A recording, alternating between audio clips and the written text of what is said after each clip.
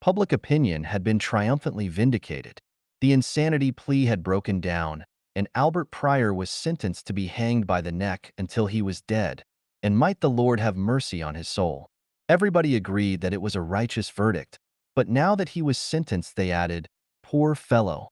Albert Pryor was a young man who had had more of his own way than was good for him. His own family, father, mother, brother, and sisters had given way to him so much that he appeared to think the world at large should do the same. The world differed with him. Unfortunately, the first to oppose his violent will was a woman, a girl almost. She would have nothing to do with him, and told him so. He stormed, of course, but did not look upon her opposition as serious. No girl in her senses could continue to refuse a young man with his prospects in life. But when he heard that she had become engaged to young Bowen, the telegraph operator, Pryor's rage passed all bounds. He determined to frighten Bowen out of the place, and called at the telegraph office for that laudable purpose. But Bowen was the night operator, and was absent. The dayman, with a smile, not knowing what he did, said Bowen would likely be found at the Parker place, where Miss Johnson lived with her aunt, her parents being dead. Pryor ground his teeth and departed.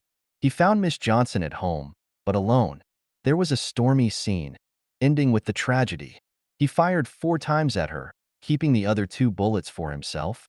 But he was a coward and a cur at heart, and when it came to the point of putting the 2 bullets in himself, he quailed, and thought it best to escape. Then electricity did him its first disservice. It sent his description far and wide, capturing him 25 miles from his home.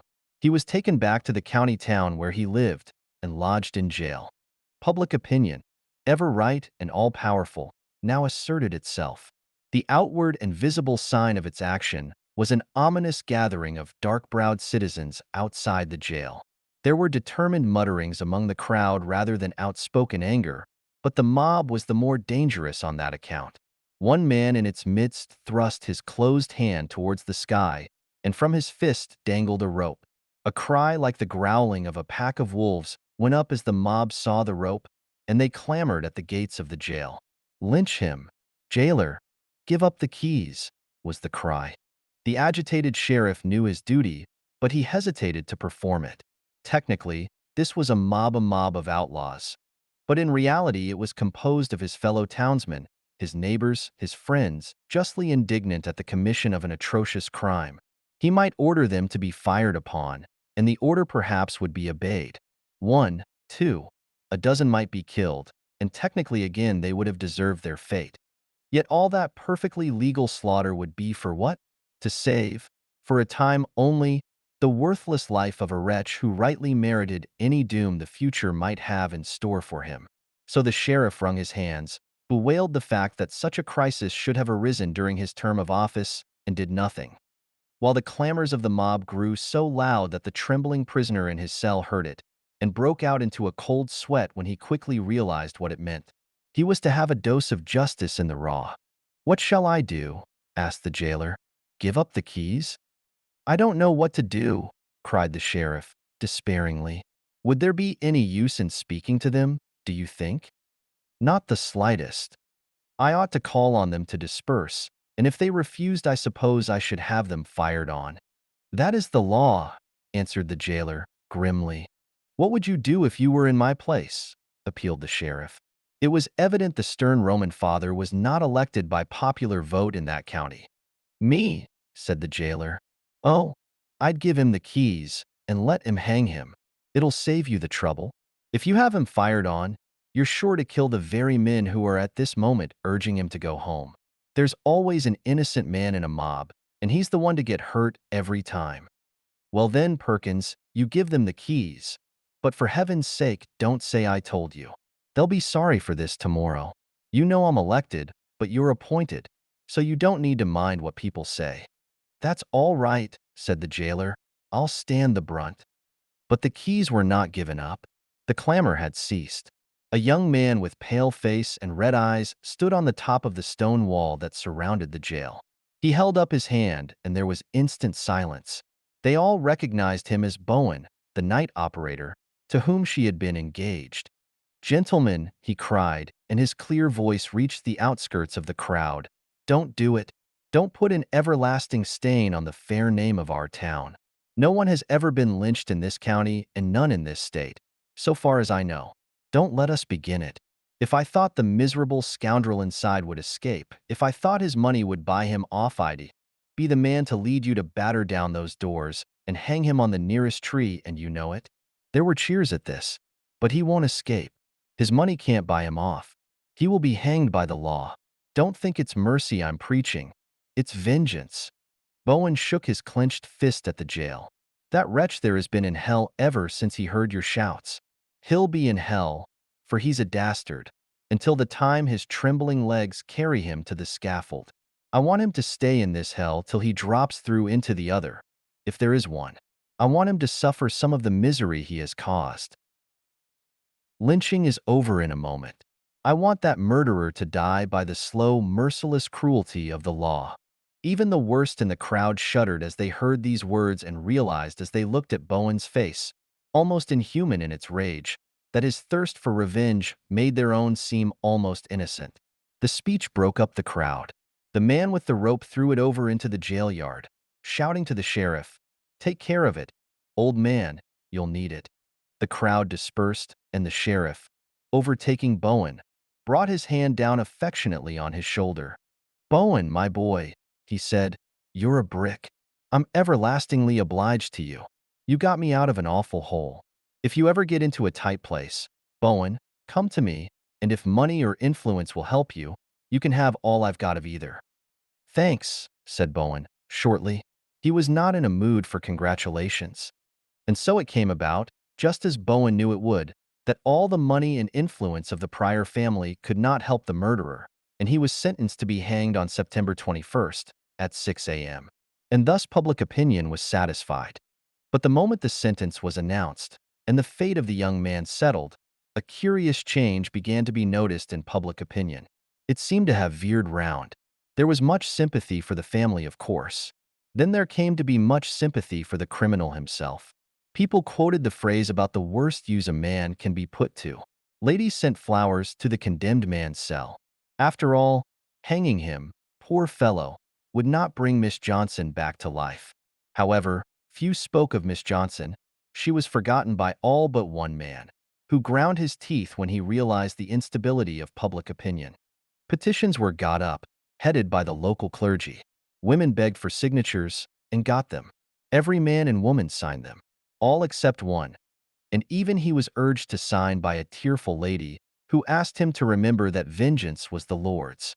"But the Lord has his instruments," said Bowen grimly, "and I swear to you, madam, that if you succeed in getting that murderer reprieved, I will be the instrument of the Lord's vengeance." "Oh, don't say that," pleaded the lady. "Your signature would have such an effect. You were noble once and saved him from lynching. Be noble again and save him from the gallows." "I shall certainly not sign. It is, if you will pardon me, an insult to ask me. If you reprieve him, you will make a murderer of me, for I will kill him when he comes out, if it is 20 years from now. You talk of lynching. It is such work as you are doing that makes lynching possible. The people seem all with you now, more shame to them. But the next murder that is committed will be followed by a lynching just because you are successful today." The lady left Bowen with a sigh, depressed because of the depravity of human nature, as indeed she had every right to be. The Pryor family was a rich and influential one. The person who is alive has many to help. The one in the grave has few to cry for justice. Petitions calling for mercy poured in on the governor from all parts of the state. The good man, whose eye was entirely on his own re-election, did not know what to do. If anyone could have shown him mathematically that this action or the other would gain or lose him exactly so many votes, his course would have been clear, but his own advisers were uncertain about the matter. A mistake in a little thing like this might easily lose him the election. Sometimes it was rumored that the governor was going to commute the sentence to imprisonment for life. Then the rumor was contradicted. People claimed, apparently with justice, that surely imprisonment for life was a sufficient punishment for a young man. But everyone knew in his own heart that the commutation was only the beginning of the fight, and that a future governor would have sufficient pressure brought to bear upon him to let the young man go. Up to September 20th, the governor made no sign. When Bowen went to his duties on the night of the 20th, he met the sheriff. "Has any reprieve arrived yet?" asked Bowen. The sheriff shook his head sadly. He had never yet hanged a man and did not wish to begin. "No," said the sheriff. "And from what I heard this afternoon, none is likely to arrive. The governor has made up his mind at last that the law must take its course." "I'm glad of that," said Bowen. "Well, I'm not." After 9 o'clock, messages almost ceased coming in, and Bowen sat reading the evening paper. Suddenly there came a call for the office, and the operator answered. As the message came over the wire, Bowen wrote it down mechanically from the clicking instrument, not understanding its purport. But when he read it, he jumped to his feet with an oath. He looked wildly around the room, then realized with a sigh of relief that he was alone, except for the messenger boy who sat dozing in a corner with his cap over his eyes. He took up the telegram again and read it with set teeth. "Sheriff of Brenton County, Brentingville. Do not proceed further with execution of prior. Sentence commuted. Documents sent off by tonight's mail registered. Answer that you understand this message. John Day, Governor." Bowen walked up and down the room with knitted brow. He was in no doubt as to what he would do, but he wanted to think over it. The telegraph instrument called to him, and he turned to it, giving the answering click. The message was to himself from the operator at the Capitol, and it told him he was to forward the sheriff's telegram without delay and report to the office at the Capitol. A man's life depended on it, the message concluded. Bowen answered that the telegram to the sheriff would be immediately sent. Taking another telegraph blank, he wrote, "Sheriff of Brenton County, Brentingville. Proceed with execution of prior. No reprieve will be sent. Reply if you understand this message. John Day, Governor." It is a pity it cannot be written that Bowen felt some compunction at what he was doing. We like to think that, when a man deliberately commits a crime, he should hesitate and pay enough deference to the proprieties as to feel at least a temporary regret, even if he goes on with his crime afterward. Bowen's thoughts were upon the dead girl, not on the living man. He roused the dozing telegraph messenger. "Here," he said, "take this to the jail and find the sheriff. If he is not there, go to his residence. If he is asleep, wake him up. Tell him this wants an answer. Give him a blank, and when he has filled it up, bring it to me. Give the message to no one else, mind." The boy said, "Yes, sir," and departed into the night. He returned so quickly that Bowen knew without asking that he had found the sleepless sheriff at the jail. The message to the governor, written in a trembling hand by the sheriff, was, "I understand that the execution is to take place. If you should change your mind, for God's sake telegraph as soon as possible. I shall delay execution until last moment allowed by law." Bowen did not send that message, but another. He laughed and then checked himself in alarm, for his laugh sounded strange. "I wonder if I am quite sane," he said to himself. "I doubt it." The night wore slowly on. A man representing a press association came in after 12 and sent a long dispatch. Bowen telegraphed it, taking the chances that the receiver would not communicate with the sender of the reprieve at the Capitol. He knew how mechanically news of the greatest importance was taken off the wire by men who have automatically been doing that for years. Anyhow, all the copper and zinc in the world could not get a message into Brentingville, except through him, until the day operator came on, and then it would be too late. The newspaper man, lingering, asked if there would be only one telegrapher on hand after the execution. "I shall have a lot of stuff to send over, and I want it rushed. Some of the papers may get out specials. I would have brought an operator with me, but we thought there was going to be a reprieve, although the sheriff didn't seem to think so," he added. "The day operator will be here at 6. I will return as soon as I have had a cup of coffee, and will handle all you can write," answered Bowen, without looking up from his instrument. "Thanks. Grim business, isn't it?" "It is. I thought the governor would cave, didn't you?" "I didn't know. He's a shrewd old villain. He'd have lost next election if he'd reprieved this man. People don't want to see lynching introduced, and a weak-kneed governor is Judge Lynch's friend. Well, good night. See you in the morning." "Good night," said Bowen. Daylight gradually dimmed the lamps in the telegraph room, and Bowen started and caught his breath as the church bell began to toll. It was 10 minutes after 6 when Bowen's partner, the day man, came in. "Well, They've hanged him, he said. Bowen was fumbling among some papers on his table. He folded two of them and put them in his inside pocket. Then he spoke. There will be a newspaper man here in a few moments with a good deal of copy to telegraph. Rush it off as fast as you can, and I'll be back to help before you are tired. As Bowen walked towards the jail, he met the scattered group of those who had been privileged to see the execution. They were discussing capital punishment, and some were yawningly complaining about the unearthly hour chosen for the function they had just beheld. Between the outside gate and the jail door, Bowen met the sheriff, who was looking ghastly and sallow in the fresh morning light. "I have come to give myself up," said Bowen, before the official could greet him. "To give yourself up? What for?" "For murder, I suppose." "This is no time for joking, young man," said the sheriff, severely. "Do I look like a humorist?" Read that. First incredulity, then horror, overspread the haggard face of the sheriff as he read and reread the dispatch. He staggered back against the wall, putting up his arm to keep himself from falling. "Bowen," he gasped, do you mean to tell me that this message came for me last night?" "I do." "And you suppressed it?" "I did, and sent you a false one." "And I have hanged reprieved man?" "You have hanged a murderer, yes." My God! My God!" cried the sheriff. He turned his face on his arm against the wall and wept. His nerves were gone. He had been up all night and had never hanged a man before. Bowen stood there until the spasm was over. The sheriff turned indignantly to him, trying to hide the feeling of shame he felt at giving way, in anger at the witness of it. "And you come to me, you villain, because I said I would help you if you ever got into a tight place?" "Damn your tight place," cried the young man. "I come to you to give myself up. I stand by what I do. I don't squeal.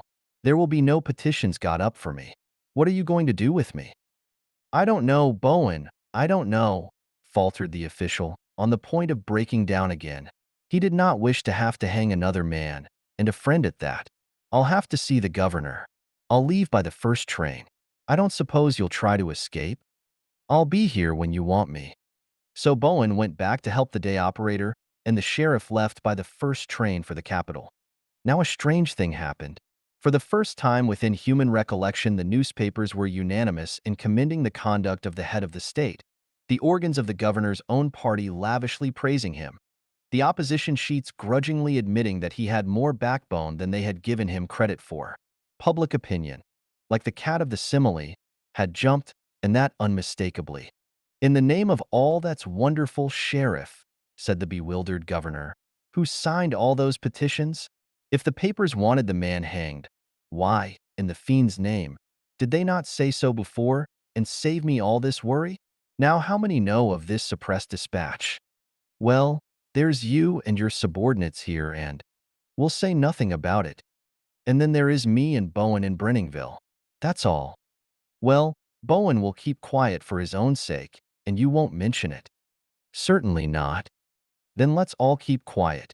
The thing's safe if some of those newspaper fellows don't get after it. It's not on record in the books, and I'll burn all the documents." And thus it was. Public opinion was once more vindicated. The governor was triumphantly re-elected as a man with some stamina about him.